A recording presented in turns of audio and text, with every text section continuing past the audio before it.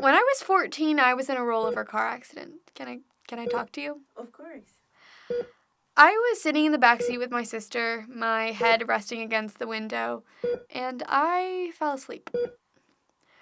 Not long after we hit the barrier, we hit a car, we flipped over twice.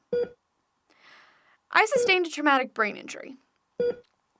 I was in a coma for 6 days and don't remember another 4 or so after that. I relearned to walk and talk and eat and, just all the things normal people can do. At the time, I didn't really feel anything. To me, it was just medical facts that didn't equate to an emotion. I actually didn't cry for a while. The first time I cried, I was at my Spanish tutor's house, and I wasn't understanding something that should have come easily, and I felt for the first time that I wasn't going to be able to finish my freshman year. And it just kind of came pouring out of me. That was the moment when I really felt something was wrong with me. I wasn't the same person that I used to be, and it tore me up.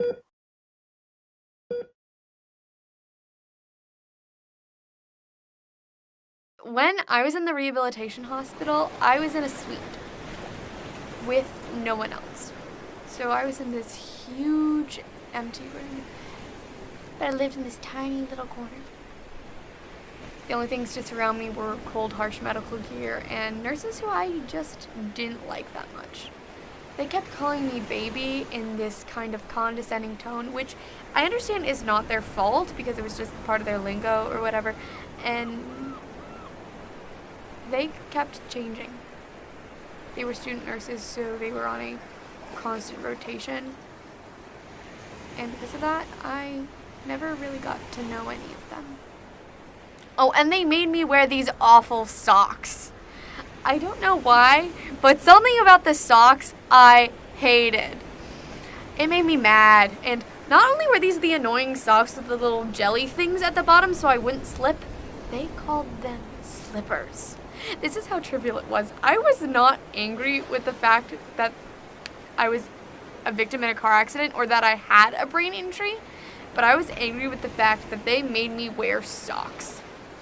I didn't really get angry at anyone or about anything at the time, except for the socks. So I think that I just channeled all of this unspoken anger that I wasn't allowed to express as a good little girl into these horrible socks. Sometimes I would look up to the sky and I would plead and I would pray. Undo the accident. Turn back time and start it all over again. But I wasn't heard. I wish it never happened. I wish it never happened. I wish it never happened.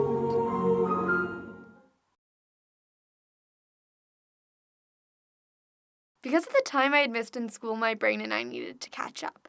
We stayed home all summer and finished what we had started. My history teacher came in to help, my math teacher came in to help, and I met with my physics teacher a couple times. They were so nice and so generous, but the people you want to be with over the summer are your friends. I got together with my friends a couple times to see a movie, to have a sleepover, etc., but it wasn't often. They just weren't there, and I couldn't really call them up because I had work to do. But sometimes it was more than work. Sometimes they just didn't want to come. The thing about my brain is that I don't have a filter. What enters my mind comes out of it. I don't really think beforehand. My actions are impulsive, and what I say can be really impulsive. I said a lot of things I didn't mean, and if I meant them, I shouldn't have said them. And just because of that, people saw me as this weird freak, and they didn't want to be around me.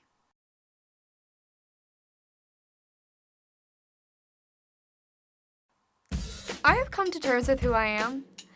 I know that I am still bright, and even if my brain holds me back, it doesn't mean that I'm lesser than in any way, shape, or form. I know who my friends are. I know the ones who are real, and they would never leave me. I think honestly, my brain, as weird and messed up as it is, it makes me who I am. I can see the world in an entirely different way, and I'm happy with that.